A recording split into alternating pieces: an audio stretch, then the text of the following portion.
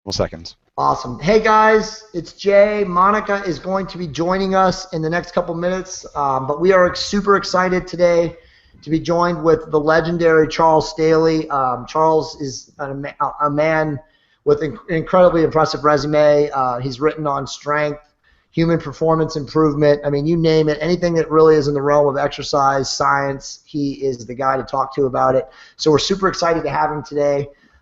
We also will have Scott Solari, again, of Viral Marketing, back in studio with us. Scott's going to be narrating and kind of hosting the whole show. And then, of course, if we're blessed enough to have it, Dr. Osborne will call up at some point, as he normally does. I do believe he's on call. So with that said, Scott, go ahead and take it away.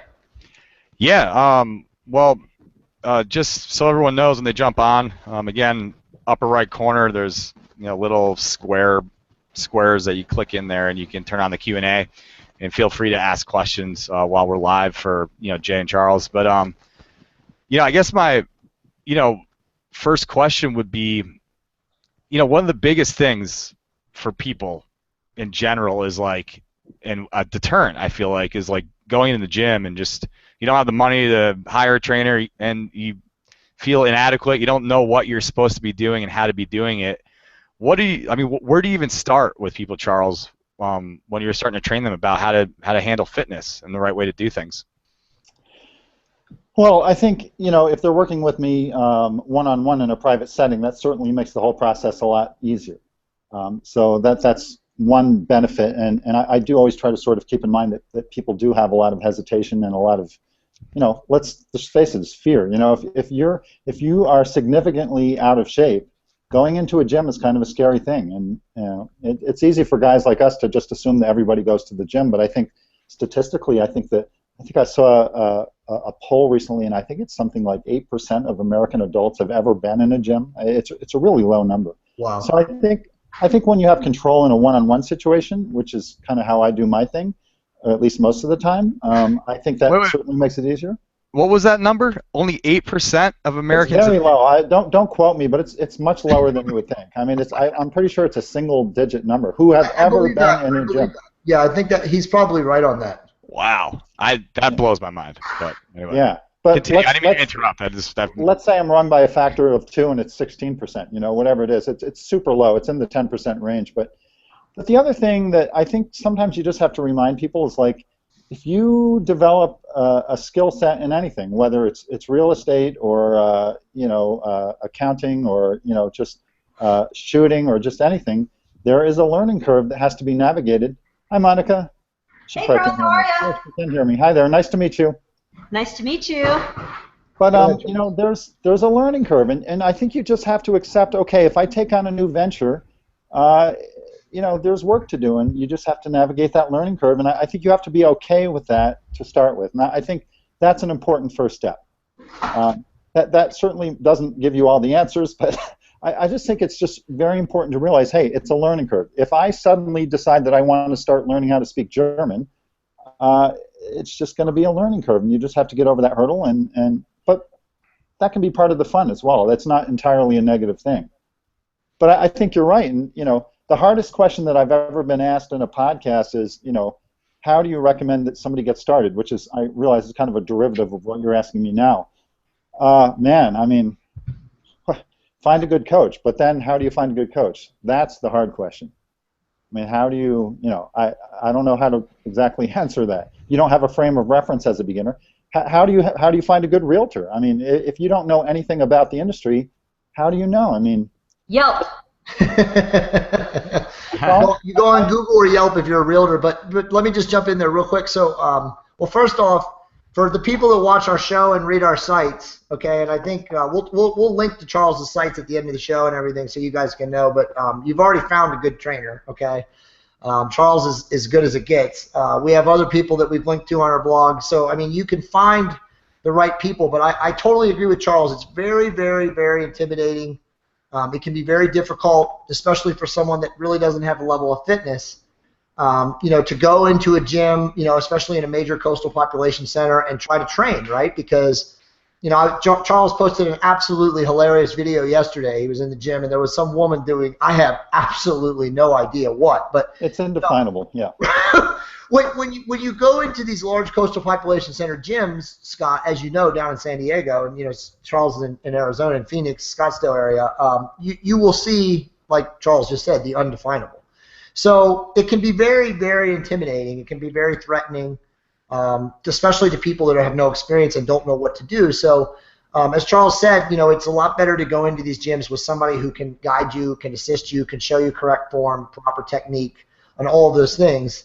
And if you don't have someone, and you are one of those people, a complete newbie, a neophyte, you should find someone, because as Charles said, going into a gym and observing is usually not your best strategy. Right. I did that at one time, and let me tell you, I knew nothing. Nothing. Yeah, I mean, we were all there. I mean, guess what? We were all there at the beginning, and now we are all where we are now, and you just have to get through that. But it's a minefield. And for example, I have a remote client, a gal who's 47 in Chicago, and she just did her first powerlifting meet, and it was purely remote coaching, and she did great. She's like 47, 132 pounds. She deadlifted 220. She did great. But one of the things I told her, his best is 225 for 2 reps, so that's awesome. Yeah. That's crazy strong. Charles, oh, go ahead. No, you're not. I was just going to say, one of the things that I kind of cautioned her about is I said, when you're in the warm-up room, pay no attention to what people are doing, because you're going to see people doing sets of 10 to failure and missing warm-ups. And so don't look at these people and think that, oh, God, what am I doing? I must be totally not what I'm doing. Just, so you don't have a frame of reference at the beginning. So I have a question for you, Charles, with respect to training. Would you agree that a lot has to do with an individual's commitment level? Because if someone's truly committed to actually, let's say, changing their physique, then they're going to be more apt to hiring a trainer. They're going to be more apt to doing things correctly rather than just going in and just saying, okay, I'm just going to follow people and see what I can figure out. I think that's huge, and sort of an anagram to that I can give you is I've taught at a lot of CrossFit facilities, I think almost 70, like 67 or something like that. And when people ask me about CrossFit, and I'm probably jumping the bridge here a little, we might talk about that later, but when people ask what I think about CrossFit, I've had great experiences at CrossFits. I found all the CrossFit owners I've worked with are hugely open-minded. I don't see any ego, but guess what? They are the ones who paid me to come in. Right. That could be they're committed, right? So that sort of answers that's sort of my response to your question about commitment. Yeah, you have to have a little skin in the game, I think. Right. And I think that's just basic human psychology. I think that helps a lot. But then the problem is you have skin in the game, but you have a crappy trainer. Right. And most trainers suck. Horrible. Believe me, I had one that sucked and actually ripped me off. You've had more than one that sucked. No, I only had one trainer that sucked and ripped me off. Well, that's true. Well, yeah. So, look, the way you bring that home is I have a half sister in New York who's going to turn 70 this week, and if she were to call me up, and you can put yourself in the same position, if she called me up and say, "Hey, Charles, I just hired a trainer," I would be extremely concerned. Just statistically, I'd be extremely concerned. Right. Because the odds are that most are just terrible. Right. Yeah. I don't know. I don't know what the answer. I'm very good at pointing out all this stuff, but not very good at solving it. But it's just the reality. Even in what we do in real estate, it's the same thing. If we had a relative that was out of state and they said, "Oh, hey, I'm selling my house. I hired a realtor," we'd be like, "Okay, great. Shit. These are the questions you must ask. What is their track record? Blank, blank, blank, blank. All these different bullet points we would have them address." But it would probably be too late. Yeah, but it would be too late if they signed a contract, obviously. So I think a lot would have to do is, like getting references perhaps with a trainer. And honestly, this is what I realized as well. And I don't know if you've noticed this as well, Charles. I think that to some degree, if you hire a trainer, you should know a little bit where they stand financially, because if they're struggling financially, more than likely, first of all, they don't know how to manage their own finances. Secondly, they don't have a lot of clients, so they're living check to check, and so they're not gonna be thinking clearly when they're helping you. That was the gal that I hired. Good point. She was absolutely financially a mess, and I didn't realize this. She had a very famous name. She trained all these competitors, all these women of quote unquote acclaim in the fitness industry, and that can be deviant, and we could go a whole other pathway regarding a lot of those people. Yeah. But she came highly recommended. Right. Well, she came highly recommended, and here's the thing: is her whole show, the whole facade of the environment we were in, it looked completely legitimate. Yet, as I got to know her, and I remember when my first competition, when she stayed the night with me, and she started expressing to me all of these struggles she was going through, and I'm thinking to myself, oh my God, I had no clue she was going through any of these things, and I'm paying this woman, and then when I canceled, she charged my card continuously for 3 months, and completely ripped me. I paid $750 a month for not even going. Dude, and we went, and this we're going off on sidetrack. I want to talk to Charles, but we actually, she was so. No, it pisses you off, you know. It's just, yeah. She actually made a fraudulent due bill and sent it to American Express. So when we complained, they were like, well, look, this is all we can go by. So anyway, that's why I say check the financial, check your trainer financially, make sure that they're strong financially, because you don't want them to rip you off later down the road. That's all.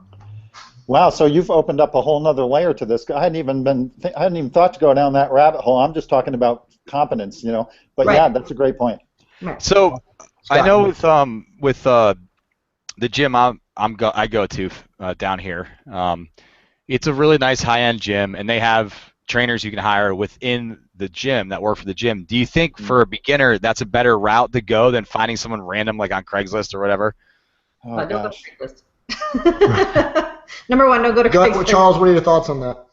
Well, Craigslist is the same. I don't even know where you would go. I'm just saying, like, you know. Yeah, I wouldn't have thought of Craigslist, but that could open up all sorts of issues. Don't do that, then, people. Yeah, you know, I don't know. I'm just going to be honest and tell you I just don't know. You've got to start somewhere, and you know, yeah, maybe you go to a gym, but you know, I train in a gym that's actually facility-wise is a great gym, and it's got all the stuff I want, and we can train hardcore and everything. But the I would say 95% plus of every trainer there, and even the busiest trainers, have no idea what they do. This is where they are. I mean, clueless would be charitable. That's right. Do you know there's a show? What is the show where the 4 high school friends like compete to embarrass each other? Do you know what I'm talking about? It's a popular show on TV right now. You're not familiar? We don't watch. We don't watch much TV. So. We record. Is it reality?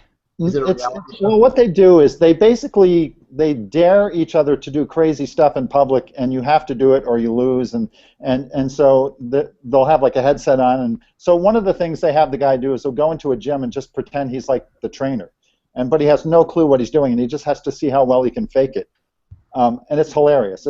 Or like he'll lead a martial arts class, and he comes in with a black belt like he's fully, you know, and all the students think he's like the real deal, but he has no idea. These guys, most trainers are worse than that. I mean, true. It's so bad. It's just, I don't know how just through, you would think by pure coincidence they could do better, you know? It's like flipping a coin and half the time it lands on heads. Like, you would think you would do at least that well just by coincidence or just by chance. Dr. Brett, you look so good! Doctor, Holy shit, you have light in the background. What's up, brother? I do? We're good, man. Say hi to Charles. Hey, Charles, how are you? Hey there, great. I'm glad you could come. Yes. Nice meeting you. I follow you. I'm an avid fan. Yes, we're all fanboys of Charles. So Scott, so back to what. Hey, I'm a fangirl, not a fanboy. So back to what.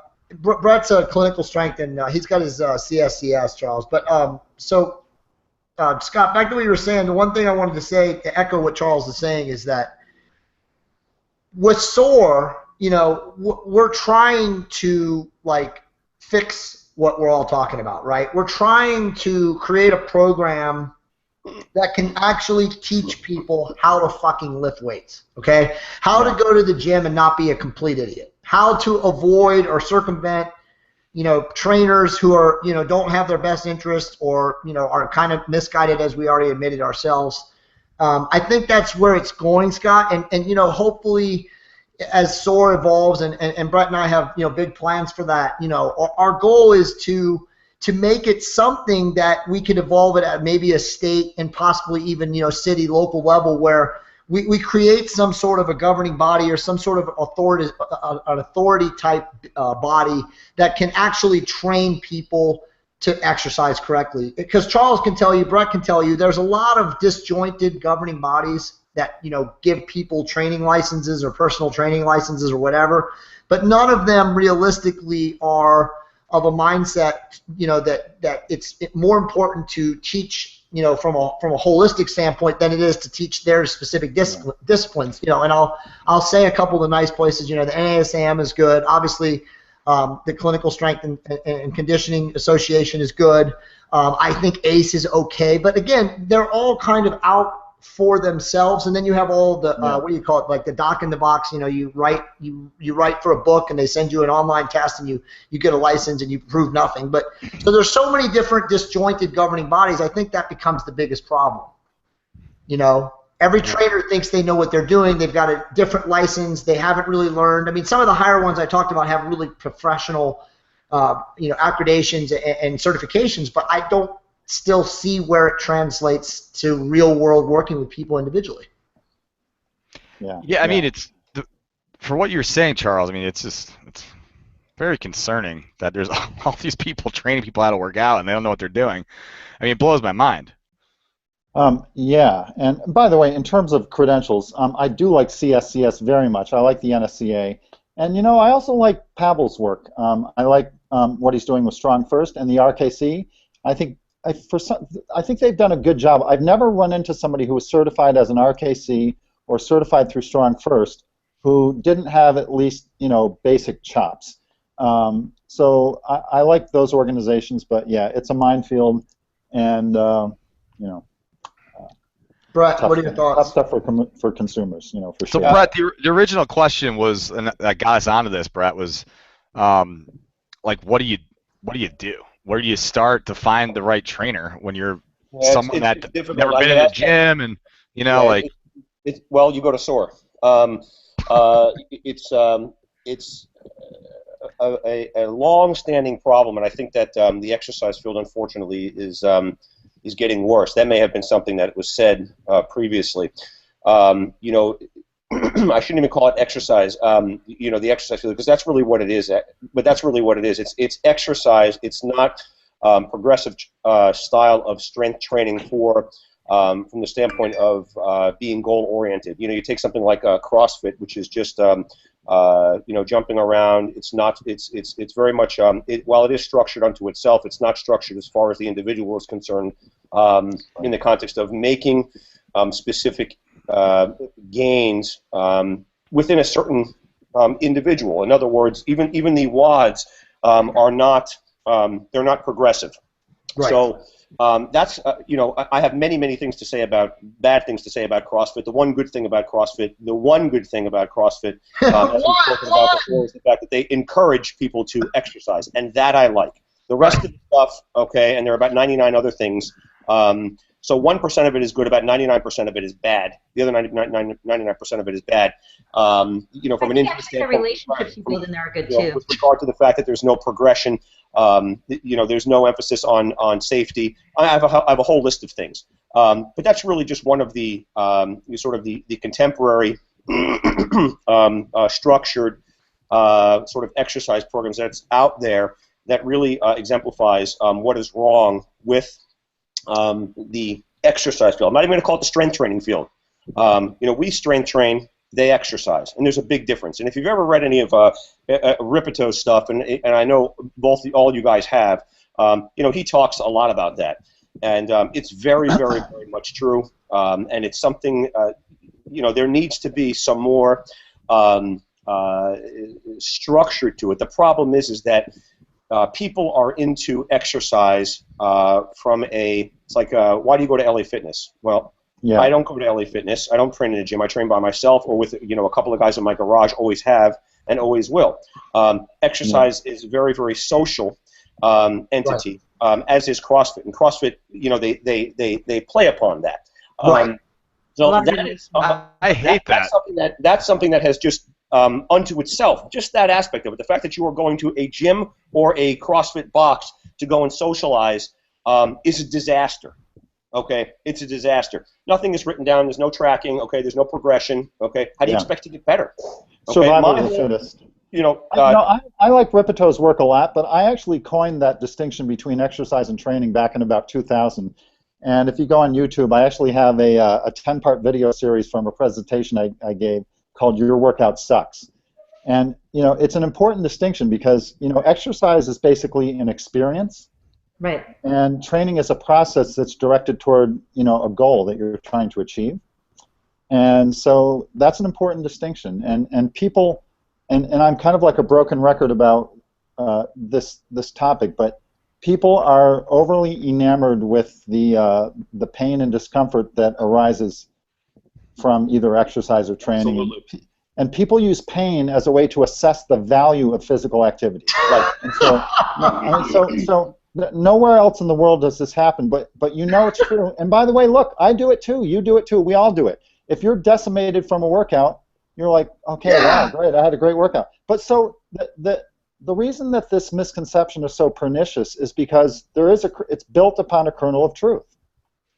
So when physical training requires that you get out of your comfort zone, and that means that you are going to experience some level of discomfort. Right. But the discomfort is not the goal. It's just it's an unavoidable side effect. And I had a new client from yesterday who just sent me a text this morning. She goes, "Oh, I'm sore as hell. Thanks so much. I love it." Right. It wasn't my goal to make her sore, but so. There's a fine line, I think, because you see so many people at the gyms that are attempting to use heavy weights yet not using proper form. And so in their mind they're thinking, oh, I'm getting stronger, I'm doing this, and yet they're using momentum, they're using their ego, and they're not actually doing the exercise or the training correctly. And I think that's where some people go wrong, right? Well, let me ask you this question real quick, Charles, and this goes back to and Brett, you're going to get an answer from this too.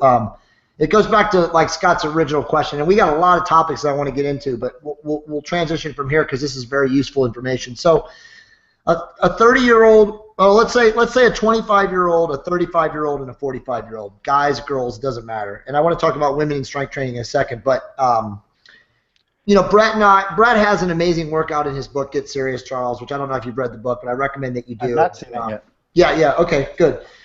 So the reality of Brett's program, and Monica and I follow his program, we've made very, very, very minimal to no tweaks to it because it's an awesome program, is that you train 2 days a week with doing, foundational strength training movements. You do bench press with deadlift, and you do overhead presses with squats. And I know you train very similarly or do the same exercises, but do you agree, and maybe you don't, I want your take, but should a 25-year-old, a 35-year-old, a 45-year-old, if they have no basis in strength training, should they all start with those foundational strength training lifts regardless of their experience level?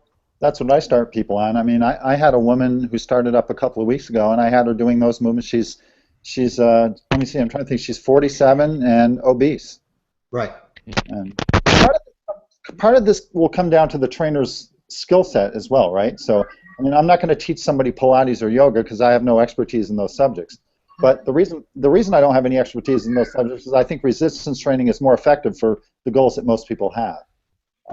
So yeah, I would certainly use those movements, and to sort of build on what Monica just said. Not only are people using too much weight with bad form, they are also doing pretty much everything but what develops muscular hypertrophy. So they're using things that have no range of motion, or they're using no progressive overload. Like, I think, 97% of trainers always use manual assistance with their clients. And so, it's a fantastic way to have no idea what you're doing. The bar might weigh 75 pounds, but God knows what you're lifting, because who knows what the trainer's lifting. Now, can you get a good workout? Can you get a good workout when your trainer's giving you manual assistance? You absolutely can. But that's an experience. That's just exercise. Like, in order for this to really pay off long term, you need to make sure that the challenge you are subjecting yourself to the next time is greater than it was the last time. And if you have your trainer constantly giving you manual assistance on your exercises, who knows if that's happening. Well said. Well said. That was Brett, your thoughts? Yeah, the exact same as what Charles said. I mean, if somebody came to my office in the wake of having had spine surgery or something like that, and I do this, and if they're 75 years old and they want to strengthen the muscles that I've just cut right through and literally fillet it open and put retractors on and for hours on end, blah blah blah, same exercises. Right. There are no. Okay, I say this all the time. There are no age-specific exercises. There are no gender-specific exercises. I agree. Period. Period. I agree, because if you're doing good movements, these movements are scalable, right? Absolutely. So one of the ways to know if you are doing useful movements, and I've written about this and spoken about it, is that they are endlessly variable. So squats and deadlifts and rows and push-ups and horizontal pressing and lunges, there are millions of variations and millions of ways to scale those movements. But if you take, let's just take something that's way overused in gyms, like a tricep kickback. Okay? I'm not saying it has no value. Right. This is not a game of absolutes. Everything, Jay, on that video you were talking about the other night, somebody was taking me to task. Well, at least it's better than laying on the couch. Yes, it's better than laying on the couch, but come on, guys, we can do a little better than that, right? But and sometimes laying on the couch is actually better because you don't take the risk of getting out into traffic with your car going to the gym. That's risky. So there are times when what you're doing in the gym, it's actually better to be on the couch in some cases. But so if you take like a squat, there are a million ways to vary a squat in terms of the equipment you use, in terms of the depth that you're using. So there's no reason. If your exercises can't be scaled to a 75-year-old, they're probably not very good exercises. 100% agreement. Absolutely. Okay, so Scott, do you have a question before I want to jump into? I want to talk about women in strength training. Woo! Yeah. Go, Monica. Okay. Yeah. So guys, obviously this is for both of you. Either one can jump in first. So, and I think I don't want to beat a dead horse, but I do believe that most people, or most women, I should say, have this, weird, belief system or thought process. Careful. Yeah, that they're gonna get bulky muscles from training with weights, and no matter how much people like us tell them that's not the case, that they don't have the hormonal profile, that they can't put on muscle, blah blah blah. I still think that it's a massive stigmata and prevents most women. And I'm not saying all women, but most women from doing it. And I classify the most women as the cardio queens, right? The women who do go to the gym. Yeah. And they cycle endlessly on whatever godforsaken cardio they're doing. Or Zumba. So I'm going to I'm gonna stand up for the women just for a second here and just make the point, because I work with a lot of women. Sure. Jay, I don't know if you've ever had this experience with Monica, but sometimes like my girlfriend will come home and goes, You didn't say anything about my eyelashes. I'm like, what? Like, I didn't even know you had eyelashes. Like, so they're tuned into a level of detail that most men are not on that wavelength. So the scale of what they're talking about is a little bit more precise sometimes. But with that being the case, I think that what I say to these women is, well, first of all, I just point out myself as an example, because I look like a triathlete and I deadlift like 500 pounds. So so I'm a great example for the fact that it's unlikely to happen. But the other points that I make is, well, look, if it does happen, there's a couple of things. One, it's very gradual. Two, you might like it. Your concept of what you look like with 5 more pounds of muscle might be different than how you're envisioning it, right? Right. So you might like it, and you know what? It's reversible. It's really easy to lose it again. Really easy. So those are the points I make. I mean, it's really, really easy to lose it, remarkably. So those are the points that I make, and yeah. Good points. Dude, you're hilarious. Valid points. Brett, your thoughts? Yeah, I don't have anything to add to that. I can tell you that it just doesn't happen. Sans drugs, okay, it's not going to happen. It never does. They just assume a sort of a more shapely figure, and they're always more confident after. They have a little bit of muscle. They're invariably leaner. They're not going to turn themselves into a bodybuilder. It's just physiologically, it's just impossible without drugs. Not going to happen.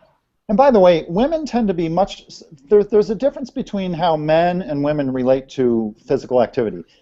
Men tend to be sort of they like to quantify everything. By the way, I'm exactly an example of this. I like everything down to the numbers. I like to measure everything. I like to track everything. I like to, brag about PRs and everything. Right. So I'm interested in the quantifiable workloads that I've done. Women tend to be a little bit more focused on how things feel and on the end result, right? So, and by the way, I think men should take a cue from women on this, and vice versa. Men should not be just purely focused on how much weight they're lifting necessarily. Right. But so, you know how like you have a huge Thanksgiving dinner and then you're like, oh my God, I look fat as hell. No, you don't look fat as hell. It's just that your attention is diverted to that area of your body. And I know for a fact, because I have trained women where we did 3 sets of body weight squats, and I get a call the next day that her legs are bigger.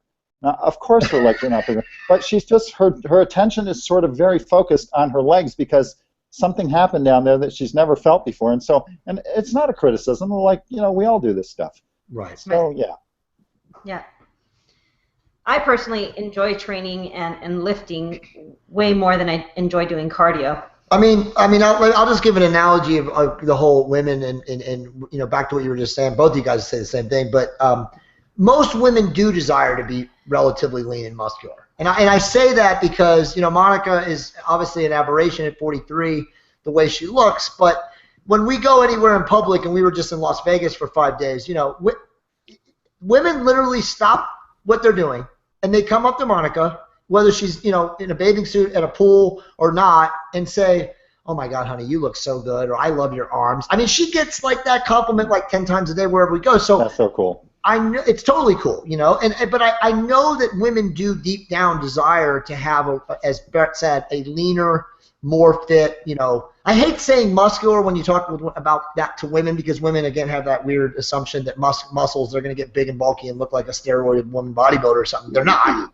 But the reality is that, you know, women do want to be, in their heart of hearts, they want to be toned, they want to be more shapely, and they want to be trim. Right. And so, as you guys said, I mean, you know, women will respond to lifting weights, you know, equally, if not better. I mean, Brett, I think you have said that before, right? That, like, you know, when a woman has her hormones optimized and she also combines that with, you know, working out, I mean, they can look amazing. I mean, they're capable of even better than men. Right. Yeah. I've seen women that are in their 70s that look absolutely phenomenal, and because they train. Right. Yeah, but you know, the trap in all this too, and what makes it problematic when women are afraid to gain muscle is women really need to work pretty hard in the gym. I mean, that is one difference in terms of training men and women. You know, women can and therefore need to work really hard in terms of just volume of training. They tend to handle volume much better. And you know, when I'm training women for like bikini or physique competitions, and I sort of scale the workouts they do to my 1-rep maxes, I just have to laugh. Like, I could not do that workout for the life of me. You know, like, it's just, you know, if you scale if you take a serious woman bodybuilder physique, you know, competitor, or even a bikini competitor, and you look at the lower body training they're doing, and you scale that stuff up to your maxes, and you can't do it. Right. Yeah, so they do need to work hard. Right. Absolutely. You should see my hands. I have calluses all over my hands. That's hot. That's so hot. So hot. Brett, you have anything to say about that? No, I absolutely do not. Maybe, Charles, what you're saying is what you're seeing is the fact that women are just more tolerant of the pain associated with training. I can tell you that in my surgical practice, men are the bigger wimps, and women you can make these big incisions on, and they don't even complain post-operatively. But isn't there a physiological component to that, though? I mean, Charles, maybe you can jump in, but, like, you know, I've read studies over my life that, you know, women produce less lactic acid, right? So, I mean, they have less DOMs ultimately than men do. Isn't that correct? I don't know if that's correct. You've caught me unawares with that question, but I mean, there also is like fiber type dominance. I think women tend to be a little bit more toward the slow twitch end of fiber type. So that's not a universal thing, but so when that's the case, you can hammer out more work for sure. Right. Come on, guys. We were made to have babies and deal with that pain. We can deal with anything. Right. Yeah, I'm not going to argue that. Hard to just argue that. So, Scott, anything you want to add real quick before we just keep going? No, I had nothing on that. Did you want to? I mean, did you want to talk? Did you have any questions you were thinking of that you wanted to ask? No, not about. I mean, I think you guys covered it pretty well. I don't have any, you know, specific questions as far as women in the gym. Okay.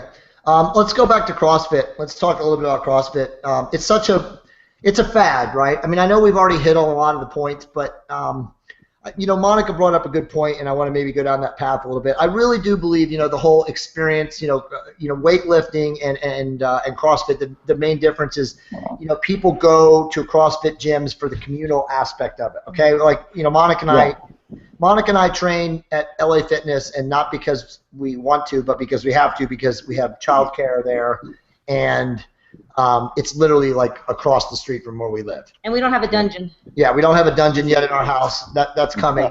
That's actually we can segue that. That's coming, is it not? But anyway, but the reality is that people, especially people that go to CrossFit, people that do boot camps, people that do all this, they're really going for the relational, as Monica would say, experience more so than the actual benefit of lifting weights and in a planned progression standpoint. So guys, tell me your thoughts. I mean, is it better that people actually do something in this aspect, from a CrossFit standpoint than, I mean, we know it's not better than them lifting weights in a planned progression style, but is it better to get the average couch potato American to do something versus, because we know they're not going to go lift weights in a gym. Is it better to have them go do CrossFit? I mean, what are our thoughts on that? I'm actually probably a little bit more charitable towards CrossFit than a lot of people. And by the way, I'm aware of the downsides, but I think there are a lot of upsides. I think, for example, the sport of weightlifting in the U.S. is absolutely booming now, largely due to CrossFit. And there are many, many, many, many more women doing very impressive lifting out there, and a lot of that is due to CrossFit. So, if I'm telling you, when I was starting out, like in the late '80s, to see a woman power clean 135 was an unusual thing. Right. But today, you see women snatching 185 all over the place, and it's just not a big deal. It's just I think I'm aware of 5 or 6 women who are deadlifting well over 400 pounds. Man, that just didn't happen before. So I think CrossFit has spurred a lot of that. It's gotten a lot of women interested in lifting where they otherwise would not have been. But at the same time, the safety thing is really an issue, and there really is. I agree that there's no emphasis on progression. It's just exercise, largely. But on the other hand, they're doing relatively worthwhile movements in many cases, not in all cases. I'm not huge on muscle ups, and for most people, and some of the stuff is a little bit questionable. But yeah, it's a mixed bag for sure. Some of their terminology is just whacked out to the max. I mean, they consider, for example, they consider accuracy to be a fitness component. So this is not so. When I first saw a CrossFitter doing wall balls, I'm like, what capacity are you developing? I'm trying to think, okay, it doesn't really look like a hypertrophy drill. It's not really like strength training. It doesn't seem to really be a mobility drill. And they go, oh, it's for accuracy. And I'm like, are you kidding? This is not a matter of personal philosophy. Like, this is not a matter of opinion. Like, accuracy is a skill. It's not a fitness component. Right. So, but nobody questions it. And then they have, endurance versus stamina. I might be slightly off, but they have, either it's cardiovascular capacity and stamina or endurance. Like, there's really, you don't need 3 categories of that. Right. There is only endurance, and it's anaerobic or aerobic or somewhere on that spectrum. And yes, there is lactic acid tolerance and local muscle endurance, but you don't need endurance, cardiovascular capacity, and stamina. And I've never seen a satisfactory answer as to what the distinction is between those 3 things. So it's a little goofy, and but I think it's had some positive features for sure. So would you, Brett, I want you to answer this question. So would you have a 35-year-old obese woman, and I'm just using woman because I want to stay on the women frame, who has 0 training experience? Would you would you prefer her to go to a CrossFit gym, being completely detrained, neurologically uncoordinated or whatever, at 35 and obese, or would you prefer that she worked with a competent trainer in a gym doing that? I mean, the latter, obviously. I would just prefer that nobody goes to CrossFit, quite frankly. I'm sorry. I mean, it's just, in medicine, and I always go back to the things that I know better than I know strength training, and I've been strength training for 30 years.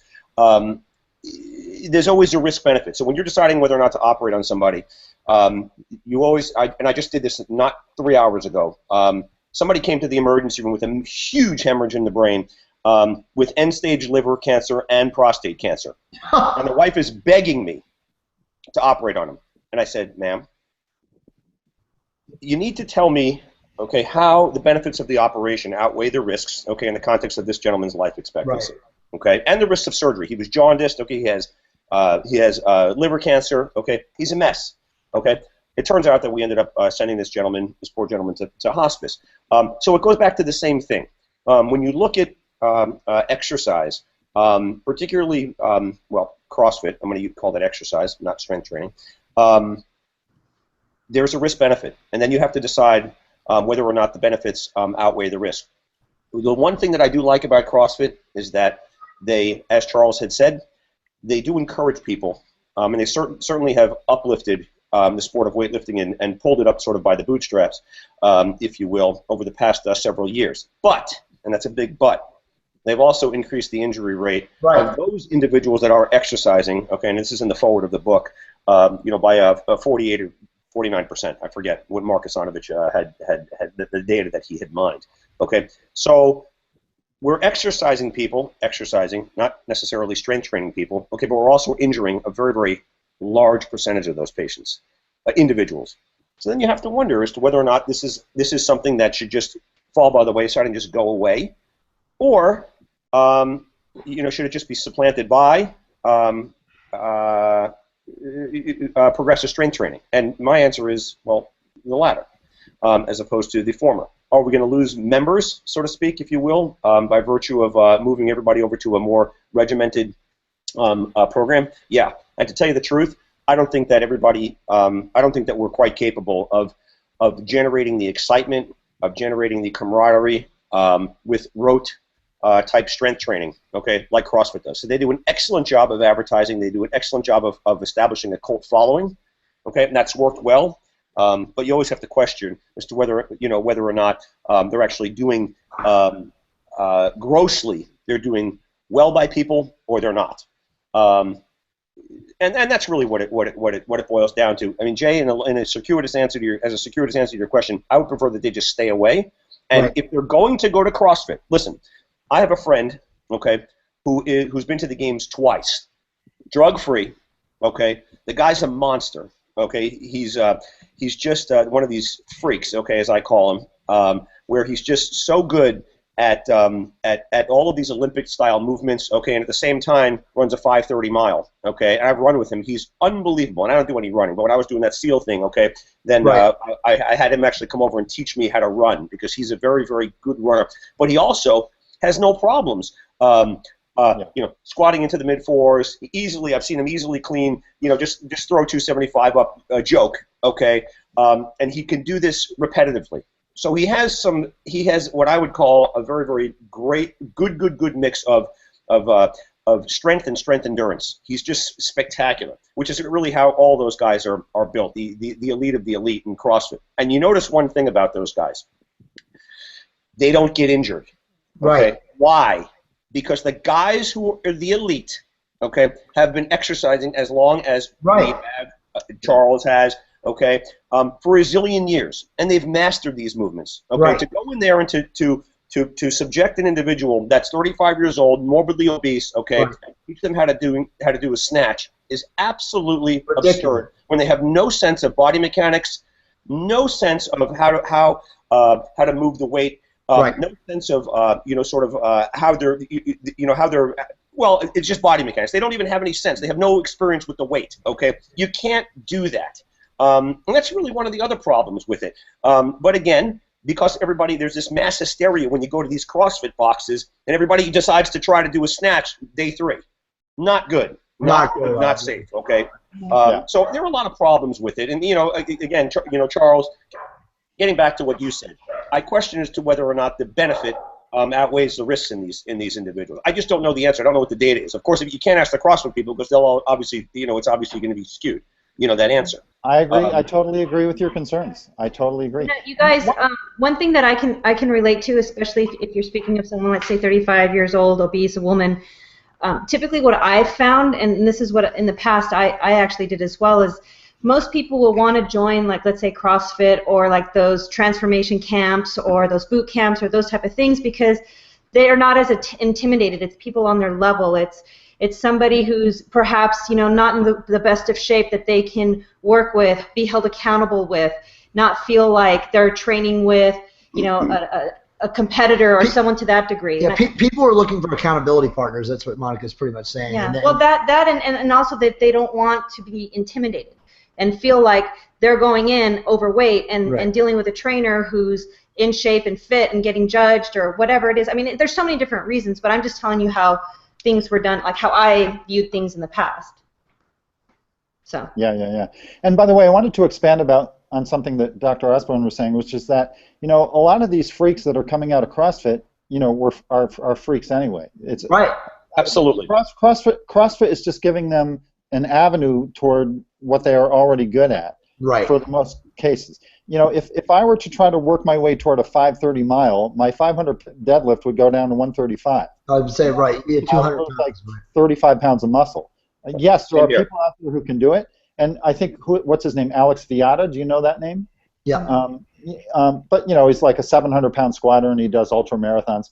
Well, you know, there are people out there who can do that, but, you know, I don't want to be less than 200 pounds, and I don't want to be much weaker than I am now, and if I were to attempt that, I'm telling you, it just is not going to fly. You know, when I was 18, I was 135 pounds at 6'2". Right. Wow. So that's my basic constitution. So you're like my son. Yeah. My So, you know, son's 19. probably eating 9,000 calories a day too. But you know, so all right, I'm not a big guy, but I put on a lot of weight, and so you know that's. So I just know from experience, if I started jogging, you know, that is not advancing me toward my goals. Right. So yeah.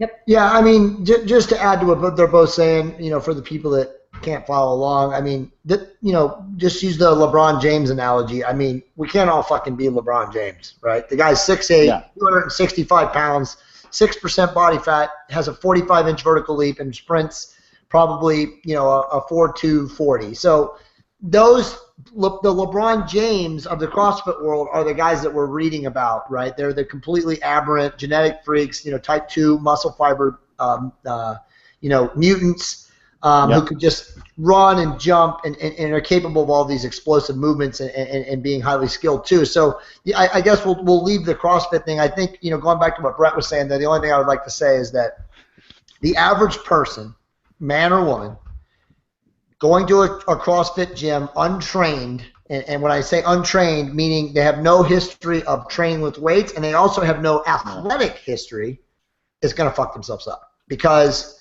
they do not have the required skill sets. They don't have the neurological efficiency. They don't have the coordination. And even if they're gifted from a standpoint, they pick things up fast, as Brett was saying, the likelihood of them getting injured is high. Mm-hmm. So another thing, if you don't mind me picking up on this, I think that the point that Brett made about cost and benefit is huge, and this is a pet sort of subject of mine, and people really just don't, you know, in business, the old saying is, it's not what you make, it's what you keep, right? So the same thing happens in any endeavor in life, and fitness is a great example of that. You know, and I think, you know, it's important to sort of be willing to apply the 80-20 principle to this kind of stuff, and so. You know, anytime, one of my little Staleyisms is that, you know, anytime you touch a bar, there's no guarantee that there's going to be a benefit, but there will for sure be a cost. The cost is a guarantee. There will always be a cost. Whether or not there'll be a benefit is another question. And so I think it's important to just sort of realize, and the cost is not just time and money and effort, but it's also risk of injury, and it's also time that maybe would be better spent in some other area of your life. So in other words, okay, it's great you're training 12 times a week, but you know you're a week away from being homeless. So maybe a little of that time might be better off put toward like your vocation or something. So I think people just don't. And then you can take it to a micro level. Is it better to take a set to failure or a couple of reps away from failure? Well, and you know, acutely, if you go to failure, that is a greater stimulus for muscle building and for strength, but it's at too high of a cost. So if you go maybe 2 reps away from failure, it's probably 85–87% is good, but at much less recovery cost, which means that you can train more, which, you know, chronically that's going to lead to a better result. Right, right. The discretion is the better part of valor. Agreed. I mean, that's the way Brett and I train. I mean, you as you get older, I think too, it stands to reason that when you do put your body, at risk, quote unquote, because let's not kid ourselves, when we squat, as Brett does, and I'm not as strong a squat. You're a stronger squatter than I am, Charles, but Brett's squatting 450 now, between 450 500. Wow. You're putting yourself at risk. Yeah. I mean, let's just be honest. I mean, we're all in our 40s, and you're in your 50s, Charles. I mean, we're putting our bodies at risk. So the reality is that you definitely should have a mindset of live to fight another day. There's no question, and it's funny when you talk about things like heavy squats and deadlifts, and you guys will totally relate to this. A couple of weeks ago, I hit a 405 squat, which I was actually pretty happy with, given my levers and. That's amazing. Nice. I'm not like really cut for this kind of stuff, to be honest, but it was a true parallel squat. But anyway, when I put that bar back on the rack, the way I describe it is: have you ever been like almost in a car accident where you were sure you were going to die, but then helicopter so loud? Like that's what that feels like. Okay. That's what it feels like. Awesome. When you're pulling like that just made the whole. When you're doing like a 525-pound deadlift and it takes you like 6 seconds to stand up with that, and that 6 seconds is like you see your life flashing in front of you. Right. I think it's happened. And then you put that bar down and like, okay, I made to fight another day, That's kind of what that stuff is like, and right. there is a psychic stress to that stuff.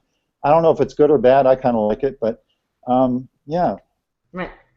But that kind of goes with the article that Mike wrote about the other day, or not Mike wrote, that you wrote on Mike's blog the other day, talking about what it's like to be a neurological surgeon and stuff. But yeah, I mean, I'll let you speak on it, but I do think that people like us who are driven to train to those levels, to perform that way, there is something going on neurologically or chemically in our brains that we enjoy it, right? Well, there's no question, and there's a quality of life issue when it comes to this. I've got a client he just turned 76 today, and he's actually the most decorated Masters powerlifter of all time. He's like won worlds like 7 times, and he's got dozens and dozens of world records and et cetera, et cetera, et cetera. Awesome. But he is 76, and he's not the most spry guy in the world, and he can still deadlift and squat and bench press pretty well, but he's slightly busted up, and so I look at myself because I'm 20 years younger. So if you were to ask, okay, if my only goal was just to feel as good as possible when I'm 76, would I still train the way I am? And maybe not. Right. but it's fun. I mean, it's a quality of life thing for me. Now I don't have any orthopedic to speak of. I don't have, at least none that I'm aware of. I don't really have any orthopedic pain when I'm doing anything. So I think I'm on the right course, but I guess it's kind of like when your knee meniscus. I guess you don't notice it until it's all gone, right? It's probably like 98% gone. You feel great, and then bone on bone. Now you're fucked, right? Right. So I don't know. Brett, what are your thoughts? No, it's the same thing. I have the exact same sort of thoughts, on these things. As a matter of fact, I was just thinking this about 2 days ago because Jay, I'm sure you saw it on Facebook. I put something about the mental aspect of training. There was a 520 pull that I did, right. And the following day, Charles, and I know you're a big deadlifter. The following day, hi pretty girl. I woke up and I said, that probably wasn't. Hey, McKenna. Hi, McKenna. Good night. Good night, Jonathan, Charles, Scott. It dinged me a little bit, and I every once in a while when I do something like I'll try like a 2-rep max or something like that. I usually don't max, and I was actually planning on doing it for a double, but it didn't go that well. So I just did it for I'm talking weightlifting, strength training, So the following morning I woke up, which was it yesterday or 2 days ago, and I said to myself, I wonder if my back is probably the strongest part of my body, and I always say that, and I take pride in that actually. I'm always thinking to myself, I wonder if I'm actually dinging my discs up real bad or my facet joints. What am I going to be like when I'm 75 years old? Right. And you know what? I don't know of any studies. Charles, do you know of any studies, longitudinal studies, sort of as to what happens to the joints of powerlifters. I'm not talking about barring an injury where they've have had an acute injury, an acute tear, an acute block, this, that, and the other, whatever, a tendon rupture or a muscular tear, something like that. Barring anything like that, any catastrophic injury, are you aware of any studies that talk about just shoulders, hips, knees? I don't have them in memory to pull up. I have seen some, but I think it also has a lot to do with your personality. And I think one of the reasons, all of the best athletes I've ever trained were kind of like adrenaline junkies and willing to take risks. Right. And I think one of the reasons that I'm doing, and by the way, Jay, I was joking with you, I think last week, is somebody was saying to me the other day, because I think I posted something the other day, like deadlifted 405 for 10. Yeah. And somebody said, wow, it's amazing you can still do that at your age. And I was like, no, dude, like this is the first time I ever did it. So right. It's not like I used to be a 700 pound deadlifter. Like I'm at my lifetime strongest right now. But the reason for that, though, is that I'm a cautious person by nature. I really like my life. I like being alive. I like not being in pain. I like it a lot, to be honest. And so I'm not the kind of an athlete where, like, if I'm going for a big double on a deadlift and on the first rep I tweak my back, that I'll keep going. I'll just stop. I don't train through pain. I just don't like it. Yeah, so on the one hand, maybe if I had been more aggressive, maybe I'd be, maybe I would have deadlifted 600, but I'm happy being able to do 520 and like to be in pain, no pain. And if I could do 520, I would stand on my head and dance a jig. But you could with just a little practice, I'm sure. Maybe. Yeah, but I felt it the next morning and it goes away. And I've had that happen before. Or a big squat day. I've had it happen before, and then I'm good and I come back, even stronger. But I just always wonder as to what sort of the long-term repercussions of. I wonder too. But now I think the only. If I understand my anatomy correctly, I do think that your intervertebral discs become more and more fibrous as you get older. So the nucleus becomes more fibrous, if I'm not mistaken. So I'm just holding out that if I tear a disc, that the nucleus won't exude onto my nerve root because it's like too fibrous. Well, I'm going to tell you something, Charles. I've stood under a lot of weight before, a lot of weight. We all have, and my back typically feels great. Every once in a while, I get a little tweak the following morning, and it just sort of is. Annoying for a day or so, and then it goes away. I've had an MRI done of my lumbar spine for shits and giggles because we were getting our MRI in our clinic accredited. This is about a year and a half ago, 2 years ago.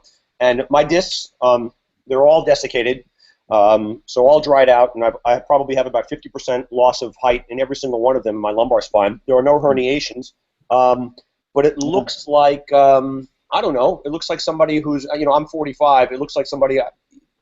the disc height of somebody who's maybe 65. Does it bother me? No. And I claim, and I think with a high degree of accuracy, that it's probably the strongest part of my body is my low back. But I do, I am. There's risk, right? I mean, I guess so. And I assume it's worth the benefits, but I may be wrong. Again, I haven't seen the studies. I don't know if any studies exist. Any good studies. So. Whenever you hear trainers talking with absolute authority about the safety of lifting, here's an orthopedic surgeon who has questions, right? So, it's a sign of a wise person to not assume they know everything with absolute certainty. Yep. But I don't know. There's risk involved. And I think if I could just jump in for both of you guys, I think that it doesn't matter, right? Because who we are as human beings intuitively, we need to do this stuff. Brett drives a motorcycle like a effing maniac. So and he can claim and prove that it helps him. Cerebrally it helps him. There's parts of his brain that at that speed level, driving a bike, meditation, it helps him in his job. So I just think that all of us chemically. Are driven to do certain things, and we're not going to prevent that from happening. And so even if we do have loss of, our spinal, we have compressed discs, or we're losing, like you were talking about, the synovial fluid in the joint capsules or whatever. The reality is who cares? Otherwise it's going to be like obesity and heart disease and arthritis. So this is at least more. Sure. It's the lesser of the two evils. Yeah. So guys, we're right at it 5. Are you okay to go a couple minutes over? Yeah, Charles? no, I'm great, no problem. Awesome. Are you okay, Brett? I'm good. Okay, cool. So I've got a bunch of questions here. I don't even really know where to go with some of these. Before I do, Scott, did you want to ask anything? Are you good? No, I'm kind of just listen. I'm still caught up on like what anyone should do because it just seems like a disaster out there, and that no one's qualified to be training anyone, and that like that I mean, God, it really is a hodgepodge. Again, because I know medicine well, I'm going to relate to medicine. Okay, so here's what I tell people. People will call me and they'll say, and Charles and Jay, you guys may have some other thoughts. You don't go to a doctor because somebody says it's a great doctor. Okay, I mean that's fine. Okay, that may get you through the door. To see him or her initially, fine. But when family members or friends call me and they say, "Hey, Brett, listen, I have this problem, and I went to see this doctor," I say, "Stop." Stop, because I heard he was good. I say, stop. How old is the doctor? Oh, he looks pretty young. He's been out of residency 2 years. I say, well, he hasn't heard enough people. Next doctor. Right. Okay. Yeah. So, well, it's totally true. In other words, if you go to a surgeon and they say to you, and you hear this, around. I mean, and I always laugh. I never had any infections. I always tell people, go to another surgeon. He hasn't been doing it wrong. He hasn't had another surgeon. I've never had this problem, and it's a common problem. Go to another surgeon. So this, there's a good parallel in as far as strength training is concerned.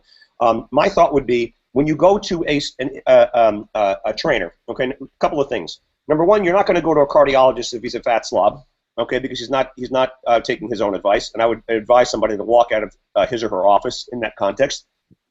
By the same token, you're not going to go to a trainer that's a fat slob. Okay, that's number one, because he's not taking his or her own advice. Number two, the second thing that I would ask somebody to find out is how many years of experience. How old is that individual trainer? Well, he's 22 years old. Next, okay, can't have accumulated enough experience. Okay. You need to go to somebody, just like you need to go to a doctor, okay, that has years of experience. What that magic number is, I don't know, okay, but it's certainly greater than 5, okay, and it's probably at least 10, okay, and maybe even more, okay. And Charles, you can interject, or Jay, okay, but these are my, this is sort of how we do it with doctors. And then after that, after they meet those 2 criteria, then you go on and you figure out whether or not that individual is actually proposing proper treatment, something that's logical, if he's making sense, or he's just completely illogical and just being a salesman. Okay, so I think that's such a great point. That's such a great point. You know what I'm actually super happy about is that, like, I've been doing this about 30 years right now, and I am more sort of excited about new advents in this profession and people out there. There's so many people coming out who are so smart, and I genuinely, and this is going to sound sort of like self-serving, it's going to sound like I'm just trying to make myself look modest or whatever, but genuinely, I have never had more questions about training than I do today. And I've been doing this 30 years. I am less sure of myself now than I've ever been, and I have more questions, and I have more things that are catching my interest and that I'm finding interesting stuff out there. So I'm just happy that if you have something you're passionate about, it would be terrible if you just sort of consumed all of it and you're done. So it's fun to feel like a beginner, and I sort of 5-6 years ago I came to sort of a paradigm shift where, like, I'm not going to really sort of portray myself as an expert anymore. It's more fun to be a student, and it's more fun to learn than it's not that I'm not in a teaching position, because I am, but you need to have, when you're in my position, you need to have sort of 2 facets of your personality. You're sort of like, you have your expert persona, but it's much more fun and more gratifying to be a student. And if you can't have that, then what's the point? Well, you learn the most when you're teaching. You truly do. When one teaches to learn, right? That's the old exactly. Thing. By the way, that's exactly how I got into this stuff. I'm not trying to, like, this will sound terrible, but like, my greatest satisfaction in training is not necessarily helping people. Like, I'll just be honest. It's just like, I just take personal satisfaction in solving problems, and it's like an ego thing a little bit. I want to be. I think I'm the same way, Charles. I think I'm the same way. Don't get me wrong. I enjoy when I can help people, and that's super gratifying. But I just view my client as a problem that needs to be solved, and that sounds so horrible. But, no. But that's actually. But I like problem solving. And I became a coach mainly because I wanted to be a better athlete, and I figured if I put myself in a situation where I'm a professional coach, that somehow I'll just have to learn enough to get better as an athlete. Right. So Brett, I want to pick back up on what you were just saying. Charles, that was awesome, man. I mean, first off, I agree with you. I'm so much like you, and Monica always gets mad at me, you know, because I have a scarcity mindset, and that I give away too much information. I help too many people, and I do it for free, and I do it willingly. I'm the same way. I'm the same way. It's a time sink, I think. I mean, you know, regardless, you need to get value for who you are. And I think probably all three of us are a lot like that, because I know Brett's very, very, very, very, very giving of his time too. But anyway, back to what Brett was just saying. So his first two criteria to answer Scott's question were really good. Number one, you know, experience level. If this person's 22 years old, you're out. Number two, you know, interview them. You know, what have they done? Who do they train? Who, you know, what do they know? You know, where have they been? And then number three, Brett, and answer this, and what Charles. They look like. Charles, yeah, I'm sorry. Well, that's part of it. My apologies. Yeah, what do they look like? Are they the living embodiment? But number three is what are the exercises that they should be doing? I mean, again, we know your workout. We do it. Obviously, Charles already said he does the foundational strength training. I think a better question. It's not my workout. It's just standard. You know, these are standard basic compound anabolic movements, and that's it. You know, it's not anything that I've engineered. I standardize some things together. I mean, is that where you go with it? Is that that's where you go? That's where you go with it. And you know, one of the things that's sort of interesting to reflect upon is like the old-time bodybuilders and strongmen back in the 50s and 60s, for the most part, had it right. I mean, you know, we were doing some things better, but you know, sometimes the best way to examine something is to look at the opposite of it or the extremes of it, right? So, for example, when you're looking at optimal meal frequency, like you look at, okay, let's go to the extremes. Is eating once a month, is that optimal? No, it's not optimal. Is eating once a week optimal? Or is eating once a week better than once a month? Yep, that's better. Okay, so is eating once a day better than once a week? Yep, that's a lot better still. Okay, is eating twice a day better?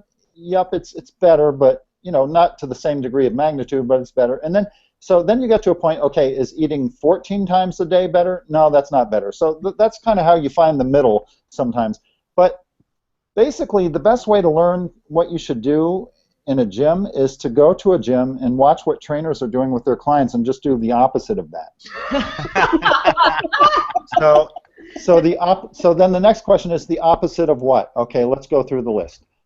Doing things on a Bosu ball. Oh, Lord. Okay. Doing tire flips with a 75-pound car tire. Like it's not a truck tire, it's like a Honda Civic tire. Don't flip those tires.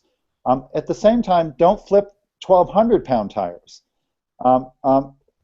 Battling ropes. Look, battling ropes are fine, but nobody does them with the intensity that you need to get anything out of it.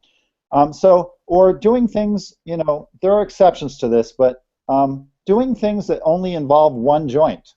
Right. So, you know, I saw a trainer the other day spend about a half an hour with a girl doing front raises with dumbbells where she's holding one up. I don't know, can you see me? Holding one up, then the other one up, then the other one down, 5-pound dumbbells.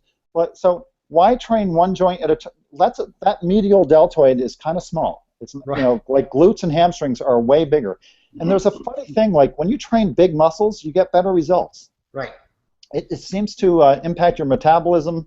I don't know, for some reason I found that training like glutes and quads and pecs and lats seems to give you more of a bang for the buck than training like tibialis anterior and you know, brachioradialis.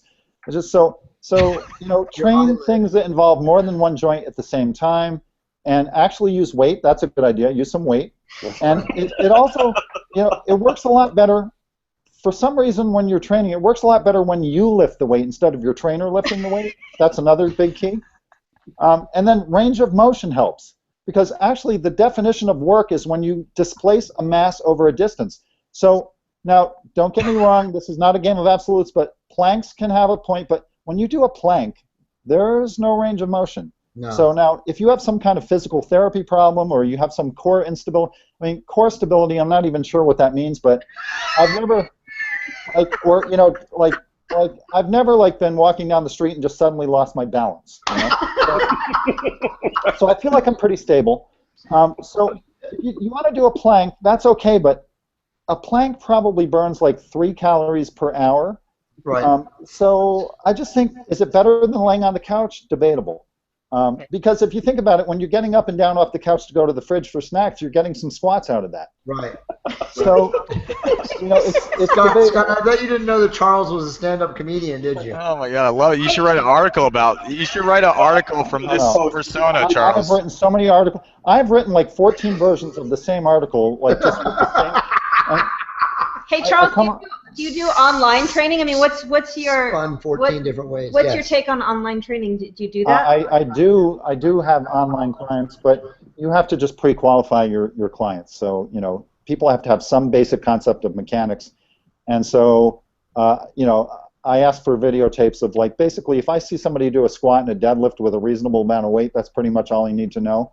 And I want to know about their orthopedic history, and they have to have facilities and so on. Yeah. So for a lot of people, I think it's a good option, and so yeah, and you just have to pre-qualify people for that. So if somebody was interested in hiring you in a different state, they definitely can.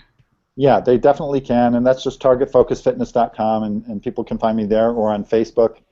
And my Facebook page, if I do say so myself, can be entertaining at times. Yes, it is. Nice. It absolutely, positively is. Okay, so let me ask you a question.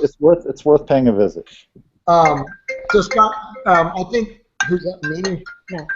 Is that your? It's Brett's, I think. Okay. All of us simultaneously checked our phones. That's funny. That's funny. I actually have my questions on here. I've been trying not to answer these idiots that have been texting me. Ask Charles this. Ask Charles that. Anyway, you're such a legend, Charles. I have all these people texting me in the background, but so Scott, did that answer your questions though? I mean, I think in a funny way. Yes.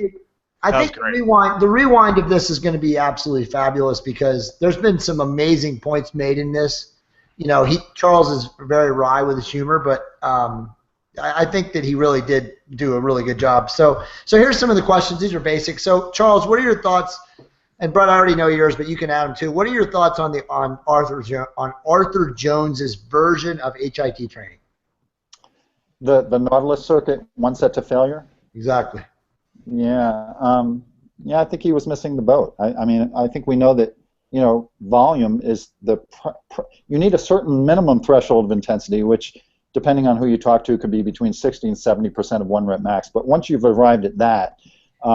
Volume is what drives hypertrophy. Right. And I'm doing a powerlifting competition in November, and I just got off an 8-week hypertrophy phase, and I'm 56 and 198 pounds, and I'm doing stuff like deadlifting, 400 for 5 sets of 10 and stuff like that. So, you need to do a lot of work. You need to do a lot of work, and you don't need to do it all at once, but from week to week to week, the workloads have to increase. So. One set to failure, I just view that more as a marketing scheme, and again, everybody always comes back to the talking point of, well, it's better than nothing. I just think that's such a low standard of excellence. I just don't know why. That's how everyone justifies their shitty techniques. They're like, well, it's better than nothing. Right. I don't know where that really comes from, but yeah. So I'm not a big fan. I don't even like most of the machines, honestly. And by the way, I'm not absolutely anti-machine. They definitely have a place. If you've done a ton of squats, and your back will tend to fatigue faster than your legs, so you could move to a leg press, and now you can rest your back and get some more work on the legs. But so the problem, most of the things that I criticize, the problem is that they are not inherently bad by themselves. It's just people have an excessive preoccupation with things that don't deliver, low payoff activities. Right. Awesome. So I was just criticizing planks. Planks are all right, but that shouldn't be the bulk of your workout. I did my three days of planks this week. I think I'll move on to bench press next week. Yeah. Okay. Awesome. Great answer. So Brett, do you ever reduce? I know the answer, but either of you can answer this question. Do you guys ever reduce the number of sets you do in that day's workout based on how you feel, or if you're feeling weak or whatever? Is that something that you should make a regular part or incorporate? Is that your normal part of your workout? I think I'm going to defer to Charles on that, because that's more of a question that I think probably goes along the same lines as the this sort of workload type training, this periodized training that he's doing. I try to get through my sets as best I can. If I'm feeling badly, as Charles had alluded to previously, if something is bothering me, and some days, a knee is bothering me or something, it's annoying. I'll back off. I'll try to push through best I can, with safety obviously is as top priority. But Jay, as you know, just the protocol written in the book, which again is just sort of this hybrid program. Charles, if you're not familiar, that has a little bit of, it's sort of fiber type training and cool. This, that, and the other. It's sort of an all-encompassing fitness type thing with its basis on 5x5 and compound movements. There's nothing ingenious about this protocol. But what other than the fact that it works.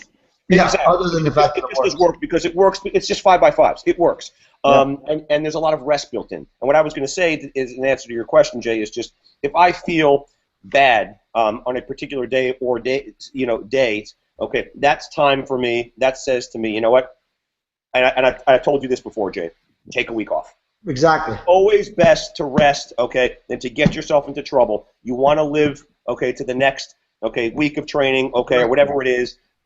You want to get there safely. You don't want to risk injury, okay? And in all likelihood, your instinct is right, okay? And again, this goes back to stuff that we talk about in medicine all the time. There's a gestalt, there's an instinct, okay, to training, to medicine, to taking care of patients, blah, blah, blah, whatever you're doing in this life, okay? If you feel crappy, okay, and you filtered out everything else, walk away, revisit, okay, rest, okay, even if it's just for a day, even if it's for 2 days. I'm not so sure it's just, well, back off on the number of sets and then just continue the next training session. If I feel bad, okay, and something is not quite right, okay, and I mean really if something is not quite, I will just walk away and I will just leave it for a week, okay, and then I'll just do something else, get my mind off, eat, sleep, okay, and revisit it again, and in all likelihood you're going to come back stronger. I don't know what you think about that, Charles, but Charles, how many weeks will you train in a hypertrophy phase before you take a week off? Yeah, so there's so much that can be said about this, and I agree with everything that Brett just said.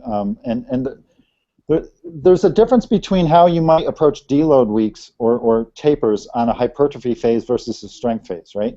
So if you are in a hypertrophy phase and you're just not feeling terribly strong, it doesn't really matter, because as long as you're over about 65%, you can just lower the weight a little bit and pump out more sets and reps, and you can get the volume, and volume is really the main thing that you need for hypertrophy. But for me, like in powerlifting, if I'm in a strength phase, then if I can't hit a certain weight, that's a problem, because now in this phase, the overall intensity is what matters most. I'm still trying to drive volume, but not at the expense of intensity. So my attitude about taking regular deloads has changed. I used to always say, well, if you take scheduled deloads and then you have something unexpected come up, you get sick. So now you have scheduled deloads and unscheduled deloads, and it starts to really sort of impair your training. So that's one way you can look at this.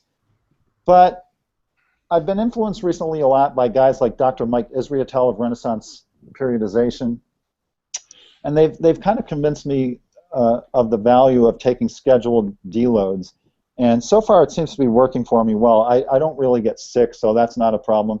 But I tend to take a deload every 4th or 5th week, where the volume stays high, but the volume comes down a lot.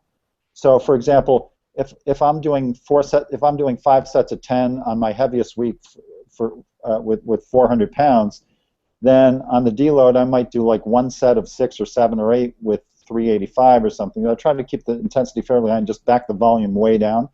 So by keeping the intensity high, you preserve fitness, but by dropping the volume, you accelerate recovery. So you can kind of trick around a little bit that way. So currently I do scheduled deloads, and as Brett said, if I'm feeling injured or tweaked, then I stop the offending. It's sort of funny. People are so into corrective exercise and all of this, but it's kind of important to stop doing things that hurt. Rule number 1. I have no medical credentials whatsoever, but we sort of lose. There's a famous statistic involving low back pain that in like something like 80% of patients who have low back pain, in 30 days it goes away, regardless of what you do or don't do. Absolutely. Just goes away. So then I started thinking, I wonder if other joints work that way too, you know? Right. So I'm not saying there's no need for corrective exercise, but there are a lot of personal trainers masquerading as physical therapists in gyms doing unlicensed physical therapy on people who don't need it. Right. And, you know, I just think, like, I'm conversant when it comes to, you know, anatomy and corrective exercise and things, but I don't really do it because I just don't, it's not my forte, it's not my strength. And I think you're better off just referring stuff like that to people who really know what they're doing. So, you know, 90% of personal training clients that I see in gyms look like they're in a physical therapy clinic, but they're in a gym. And like, I just say, go to the physical therapist. If you're so screwed up that you can't do these lifts, go to a physical therapist, you know? Well said. But that's just me. But yeah, so, but by the way, the other point about deloads, obviously, is just to sort of reinvigorate yourself psychologically as well.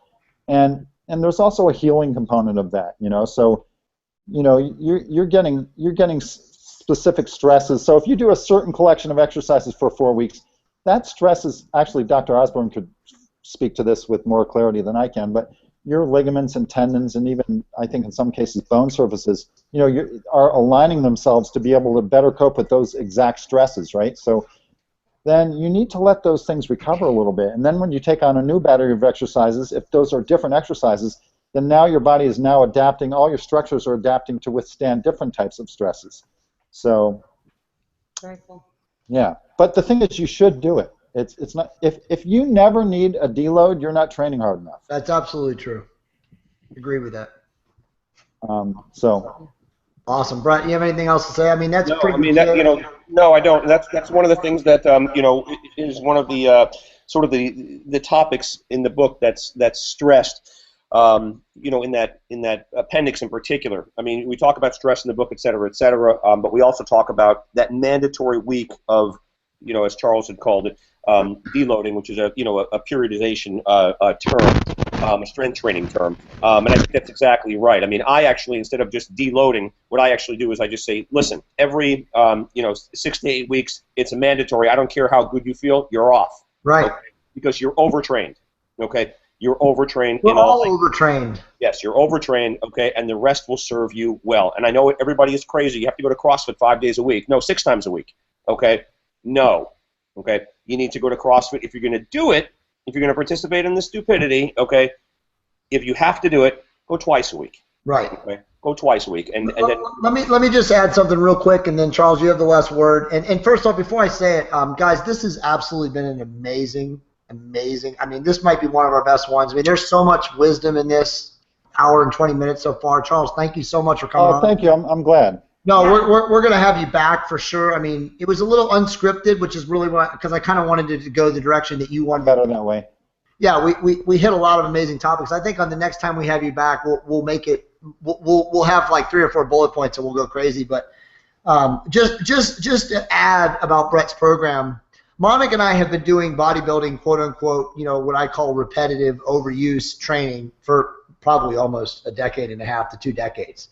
And ever since I started incorporating Brett's program starting in December of last year, all the magical little, you know, strains, issues, my inability to do a pull-up without using bands and all this nonsense, everything has gone away since we started doing the heavy farmer's carries. So I really do believe that the majority of people are overtrained. I believe that almost everybody who does a 4 to 5 to 6 day a week bodybuilding training program is overtrained. And again, I don't care about your genetics. I don't care about your fiber typing. I don't care if you're a mesomorphic mutant, whatever. Less is more, as long as your intensity is at a level that it needs to be for you to, you know, continually to have planned progression. And I say this to all my friends, all my bodybuilding guys. I know so many of them, and they have this neurosis that they have to be in the gym. They have to train 5 days a week. They have to train 6 days a week. You don't. I don't give a shit. You don't. You got to train intensely, and you got to be able to psychologically move out of the gym. Okay. You don't need to be in the gym in the amount of time that you think you need to be in the gym. No, Jay, I mean, listen, you know, I just saw that thing that you put up on Facebook. I guarantee you, okay, what you look like, okay, and the size that you have or the size that you maintain year round, okay, is probably as good as, if not better than it was when you were doing all sorts of craziness, okay, for absolutely no reason. I look better. I'm stronger and bigger and more functional than with my probably less pain. Charles is 56 and he's the strongest he's ever been. Absolutely. Listen, I'm the strongest I've been too. Period. There's no doubt that the way we train is the best way. So this is why I have a lot of empathy for beginners, because it's taken me decades to figure this stuff out. And I don't even think I have it figured out yet. Right. And I don't do everything right. Far from it. Far from it. I mean, when people ask me, okay, Charles, what do you do? Like, I always say, look, this is not prescriptive. I'll tell you what I do, but this is not prescriptive because I do lots of stuff that's stupid too.